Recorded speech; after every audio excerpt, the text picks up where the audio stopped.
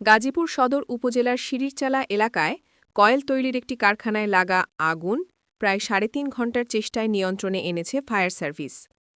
আগুন নিয়ন্ত্রণে এলেও বিকেল ৪:৩০টার দিকে কারখানা থেকে ধোঁয়া বের হচ্ছিল।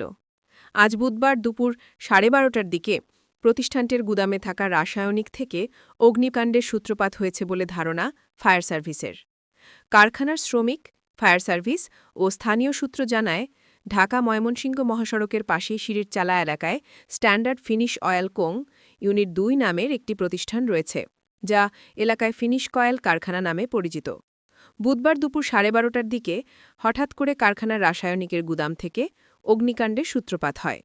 মুহূর্তেই আগুন ছড়িয়ে পড়ে কারখানার অন্যান্য স্থাপনায়। সেখানে কেরোসিনসহ দাহ্য পদার্থ থাকায় আগুন ভয়াবহ আকার ধারণ করে। আশপাশের মানুষ আতঙ্কিত হয়ে ছোটাছুটি শুরু করেন। তবে দুপুরের খাবারের সময় আগুন লাগায় কারখানার শ্রমিকেরা বাইরে ছিলেন, এতে কোনো হতাহতের ঘটনা ঘটেনি। আশপাশের লোকজন আগুন নিয়ন্ত্রণে ব্যর্থ হয়ে ফায়ার সার্ভিসে খবর দেন। খবর পেয়ে জয়দেবপুর, রাজেন্দ্রপুর ও শ্রীপুর ফায়ার সার্ভিসের ৯টি ইউনিট আগুন নিয়ন্ত্রণে কাজ শুরু করে। কারখানা ও আশেপাশে পানি সংকটের কারণে আগুন নিয়ন্ত্রণ করতে অনেকটা বেগ পেয়ে হয়। ফায়ার সার্ভিসের কর্মীদের প্রায় ৩.৫ ঘণ্টার চেষ্টায় বিকেল ৪টার দিকে আগুন নিয়ন্ত্রণে আসে।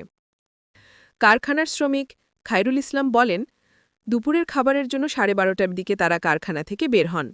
বাড়িতে গিয়ে হঠাৎ খবর পান কারখানায় আগুন লেগেছে। পরে খাবার না খেয়ে কারখানায় ফিরে আগুন নেভাতে ফায়ার সার্ভিসের কর্মীদের সহায়তা করেন। অপর শ্রমিক নাইমুল ইসলাম বলেন, অনেকেই দুপুরে খেতে গেলেও তিনি সহ অনেক শ্রমিক কারখানাতেই অবস্থান করছিলেন। হঠাৎ 12:30টার দিকে কারখানার ফায়ার অ্যালার্ম বাজানোর সঙ্গে সঙ্গে সব শ্রমিক বের হয়ে যান।